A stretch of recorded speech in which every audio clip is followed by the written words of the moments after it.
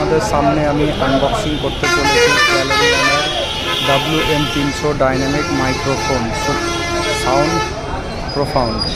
দেখুন আপনাদের সামনে আমি আনবক্সিং করতে চলেছি। প্রথমে আপনারা দেখতে পাবেন মাইক্রোফোনের লুক, স্পঞ্জ কভার। আপনারা প্রথমে হয়তো ঘাবড়ে যাবেন যে এটা সুইচটা কোথায়, যে আমি মাইক্রোফোনটা অন করবো কি। তো এই দেখুন এখানে লেখা আছে অন অফ। এটা এদিকে ঘুরলে অন, এদিকে অফ। এর সাথে সাথে আপনারা পেয়ে যাবেন